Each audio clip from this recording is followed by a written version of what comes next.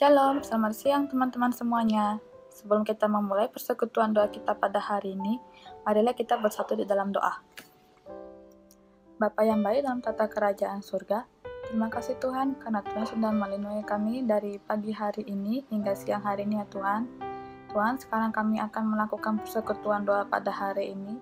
Kiranya Engkau berkati ya Tuhan agar persekutuan doa pada hari ini dapat berjalan dengan baik dan lancar dan dapat kekurangan suatu apapun. Terima kasih Tuhan, di dalam nama Yesus kami sudah berdoa mengucap syukur, amin.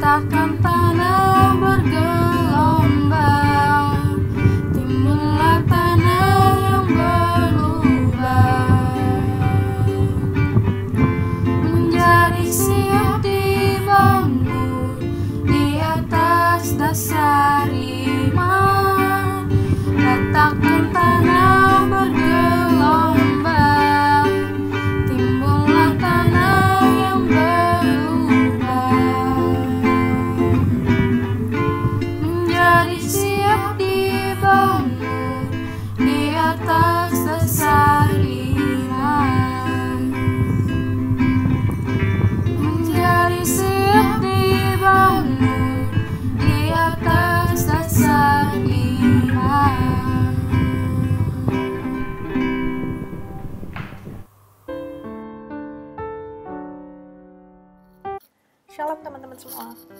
Firman Tuhan yang akan kita renungkan pada persekutuan doa hari ini diambil dari Roma 5 ayat 3 sampai 5. Roma 5 ayat 3 sampai 5 akan aku bacakan. Dan bukan hanya itu saja. Kita malah bermegah juga dalam kesengsaraan kita karena kita tahu bahwa kesengsaraan itu menimbulkan ketekunan dan ketekunan menimbulkan tahan uji dan tahan uji menimbulkan pengharapan. Dan pengharapan tidak mengecewakan. Karena kasih Allah telah dicurahkan di dalam hati kita oleh Roh Kudus yang telah dikaruniakan kepada kita. Oke, teman-teman, aku mau nanya. Keberhasilan menurut kalian itu kayak gimana? Atau apa? Coba kalian pikirin keberhasilan itu apa ya? Atau kayak gimana ya? Aku kasih contoh nih ya.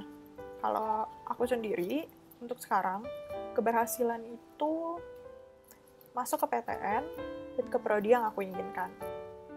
Nah, kalau keberhasilan itu kayak gitu, faktor penentu keberhasilan itu kayak gimana sih? Apakah potensi, apakah talenta, atau latar belakang. Coba nih ya, ketika kita melihat seseorang berhasil atau meraih apa yang mereka mau, pernah nggak sih kalian berpikir, dia mah berhasil karena dia religius, atau dia berhasil ya karena emang dia lebih mampu, mungkin secara finansialnya atau kemampuannya. Gak salah kok teman-teman. Tapi nih teman-teman, aku yakin kalau kalian semua itu tahu, keberhasilan itu butuh proses. Semua hal butuh proses. Nah, di dalam suatu proses ini, kita dipertemukan sama yang namanya ujian atau rintangan. Dan seringkali, ujian atau rintangan yang kita harus lalui ini, itu nggak mudah. Bahkan mungkin ujian atau rintangan ini membuat kita sedih, membuat kita kecewa, membuat kita marah mungkin, atau bahkan ada di titik di mana udah deh capek, mau nyerah aja. Mungkin ada yang sampai di titik seperti itu. Nah, tapi dari situ teman-teman, kalau kita perhatikan, kita dapat melihat bahwa kegigihan dan semangat saat kita menjalani proses itu menjadi salah satu faktor penentu keberhasilan kita juga loh. Kata Roma 5 yang tadi kita baca, kesengsaraan menimbulkan ketekunan, ketekunan menimbulkan tahan uji menimbulkan pengharapan, dan pengharapan itu tidak mengecewakan. Semuanya itu bisa terjadi ketika kasih Tuhan dan Roh Kudus menguatkan kita. Nah, teman-teman, aku mau coba kasih refleksi nih. Kita masih ada sampai sekarang, kita masih bernafas sampai sekarang, itu ada artinya. Artinya Tuhan belum selesai berkarya melalui hidup kita. Kita mungkin capek, ya, capek banget menghadapi proses ini, menghadapi ujian ini, rintangan itu. Tapi teman-teman, itu artinya kita berproses loh. Dan ketika kita berproses, itu artinya kita nggak pasif. Artinya masih ada perubahan yang akan terjadi pada hidup kita, atau akan ada perubahan yang akan kita bawa melalui hidup kita kepada orang lain. Nah, teman-teman, firman Tuhan pada hari ini mau mengajarkan kita untuk menjadi gigih dan tekun dan berpengharapan saat kita melalui suatu proses. Seberapa menguras tenaganya suatu proses atau suatu ujian, suatu rintangan, itu artinya kita berproses, teman-teman. Sekali lagi aku ingetin, ketika kita sengsara, ketika kita capek, kita harus ingat kalau kita itu masih dalam suatu proses, kita masih melalui suatu proses. Dan ketika kita melalui proses itu, kita harus tetap tekun dan berpengharapan. Kenapa? Karena Tuhan bilang, kalau pengharapan itu tidak mengecewakan. Nah, maka ketahuilah teman-teman, kalau di ujung proses yang sedang kita alami ini, atau proses yang akan kita alami nanti, kita akan dipertemukan dengan sesuatu hal yang tidak mengecewakan ketika kita berpengharapan kepada Tuhan. Mungkin, ya sekarang teman-teman berpikir nih, tapi harus sampai kapan harus melalui proses ini? Sampai kapan harus melalui ujian ini? Capek. Nah, teman-teman, aku nggak tahu sampai kapan. Aku nggak bisa jawab sampai kapan. Tapi aku mau kasih sedikit motivasi yang mungkin akan memotivasi kalian selama kalian melalui proses perjuangan kalian ini. Motivasi ini teman-teman semua bisa baca di Pengkhotbah 3 ayat 11. Pengkhotbah 3 ayat 11 bunyinya, Ia membuat segala sesuatu indah pada waktunya. Bahkan Ia memberikan kekekalan dalam hati mereka. Tetapi manusia tidak dapat menyelami pekerjaan yang dilakukan Allah dari awal sampai akhir. Nah, maka dari itu teman-teman, jangan takut untuk melangkah dan membangun apa yang mau kalian bangun, atau apa yang sedang kalian bangun sekarang. Karena terlepas dari segala keterbatasan yang kita miliki, ketika kita tekun dan berpengharapan kepada Tuhan, apapun yang kita lakukan, percayalah kepada Tuhan, karena Dia yang akan memberikan kita kekuatan dan pengharapan sampai kita tiba ke tujuan yang sudah Dia tentukan untuk kita.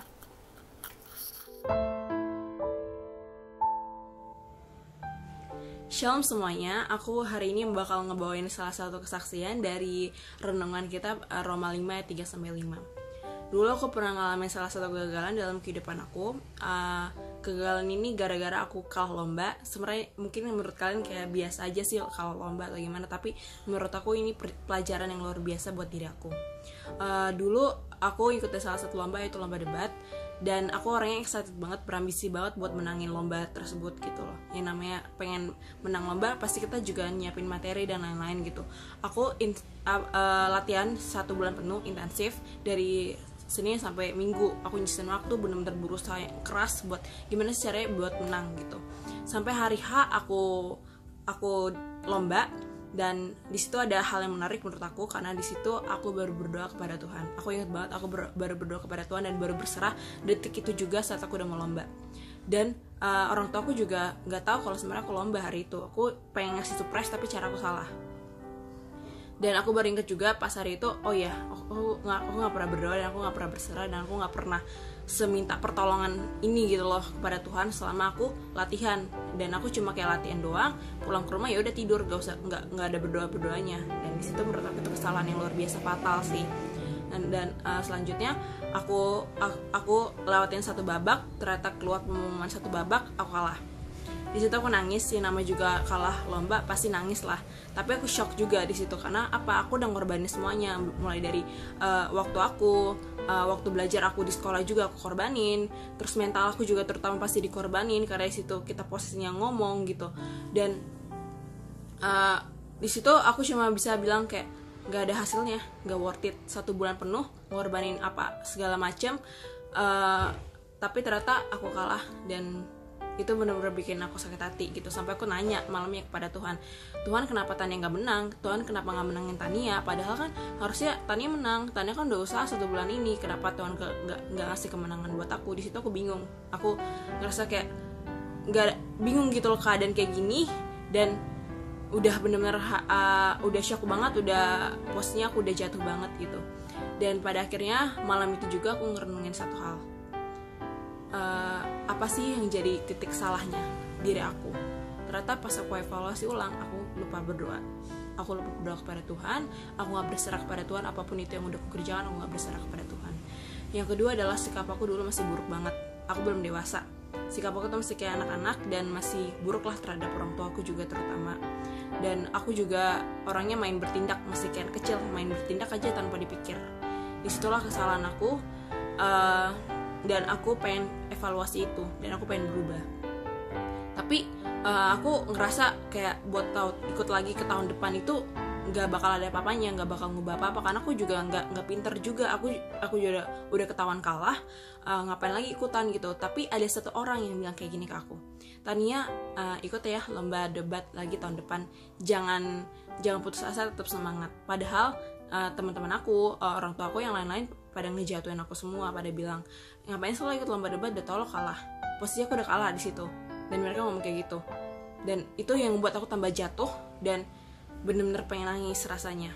Dan pada akhirnya aku cuma dengerin kata-kata orang tersebut. Dan tahun depannya aku bimbang awalnya, tapi ternyata aku ambil lagi, aku coba lagi, aku ubah lagi semuanya. Evaluasi diri aku yang udah kecatat tahun lalu, aku baca lagi, aku baca ulang apa sih kesalahan aku, dan aku nggak mau ngulang lagi di tahun yang kedua. Aku berusaha keras, latihan lagi selama 1 bulan. Disitulah aku berdoa dan berserah kepada Tuhan. Aku benar-benar libatin Tuhan dalam setiap rencana aku. Aku benar-benar bilang ke Tuhan, Tania benar-benar bertekad kuat, Tania benar-benar pengen menang. Tapi semuanya itu adalah rencana Tuhan, tapi itu semua adalah kehendak Tuhan. Biarlah Tuhan aja yang menjadikan ini semua. Dan aku di situ lomba, aku ngelewatin setiap babaknya. Aku benar-benar, aku walaupun udah jatuh waktu saat lomba itu, aku rasa udah kayaknya nggak bakal bisa menang deh. Sampai aku nangis di babak kedua, karena aku ini buruk banget, ini penampilan yang buruk banget menurut aku. Tapi ternyata aku lanjut ke babak ketiga, babak terakhir aku bener-bener harus nguatin mental lagi, prepare lagi, maju lagi, dan akhirnya aku menang. Di situ luar biasa, apa ya, bangga banget terhadap diri aku sendiri. Pernah jatuh, pernah gagal, dan harus berjuang lagi. Itu tuh apa ya, menurut aku lebih dari suatu hasil. Aku nemuin salah satu, apa ya, orang pernah ngomong ke aku kayak gini, sukses itu bukan hasilnya, sukses itu prosesnya. Dan menurut aku hasil pas aku dapat piala itu nggak ada apa-apanya, tapi prosesnya yang udah aku alamin, kegagalan yang udah aku alamin, aku pernah jatuh dan aku bangkit lagi sendiri, aku berjuang lagi dengan diri sendiri dan Tuhan, itu luar biasa. Hasilnya tuh menurut aku bangga banget diri aku sama apa yang udah aku lewatin. Jadi ini ada beberapa poin yang mau aku bilang. Yang pertama adalah jangan pernah menyerah. Apapun yang kita kerjakan sekarang, tetap bertekun, tetap berusaha. Kalau kalian pengen dapetnya salah satu yang kalian pengenin, kalian tuh harus motivasi diri kalian sendiri. Terus kalian juga harus berjuang dengan diri kalian sendiri. Jatuh, nangis, iya, wajar. Tapi tetap ingat, apapun itu tujuan kalian, itu tuh impian kalian. Jadi kalian harus kejar gitu. Apa ya, menurut aku itu saat kalian mau bekerja, saat kalian mau bangkit, itu tuh suksesnya tuh di situ gitu loh. Saat kalian tuh mau berusaha, saat kalian bertindak dengan baik, tuh suksesnya tuh di situ, bukan hasilnya nanti. Tapi saat nanti kalian di atas, kalian tuh bakal ngerasain gimana bangganya diri kalian gitu. Jadi jangan pernah menyerah ya sama segala sesuatu yang kita kerjakan. Yang kedua adalah libatin Tuhan dalam setiap pekerjaan yang kita lakukan. Karena yang tadi aku bilang, aku gak pernah berdoa waktu 1 bulan aku latihan, tapi aku coba lagi dan aku berdoa lagi, minta pertolongan kepada Tuhan. Susah apapun kita, di setiap keadaan apapun kita minta pertolongan kepada Tuhan. Yang ketiga adalah berserah kepada Tuhan. Berserah dan bersyukur kepada Tuhan, itu yang paling terpenting, karena itu adalah kunci dari segala-galanya. Itu hal sepele, bilang terima kasih, bilang berserah kepada Tuhan, itu hal-hal sepele, tapi sebenarnya itu maknanya kalau kita hayatin lebih dalam lagi, itu lebih, apa ya, menurut aku maknanya itu dalam banget gitu. Jadi jangan lupa bersyukur dan jangan lupa berserah kepada Tuhan. Apapun yang kita kerjakan hari ini, serahin semuanya ke Tuhan, karena kehendak Tuhan yang terjadi, bukan kehendak kita. Yang keempat adalah jangan pernah dengerin kata-kata orang. Kalau misalnya mereka bilang kayak lo nggak pantas lagi buat ikutan, lo pasti kalah, jangan pernah dengerin. Kalau kalian punya ambisi yang kuat sama apa yang pengen kalian wujudinlah itu. Jangan pernah menyerah, karena hidup itu ada di tangan kita sendiri, dan berdoa kepada Tuhan apapun itu rencana kita. Jangan pernah ngelibatin saran buruk orang lain. Disinilah kita didewasakan gitu loh. Disinilah kita disuruh dewasa dalam memilih mana yang lebih baik, mana yang buruk. Di situ kita memilah, temen aku nih cuma ngekritik aku ya, jangan dimasukin ke hati gitu loh. Kita tetap berjuang dengan apa yang kita pengenin gitu. Kalau ada orang yang ngatain kita, lupain aja, biarin aja, dia cuma iri kepada kita gitu. Dan saat kita di atas, mereka yang bengong ngeliatin kita, ternyata lo hebat gitu. Ya udah, menurut aku tetap berjuang, tetap semangat dengan apapun yang kita kerjakan, tetap berdoa dan minta pertolongan kepada Tuhan, dan jangan lupa berserah kepada Tuhan, itu paling terpenting juga.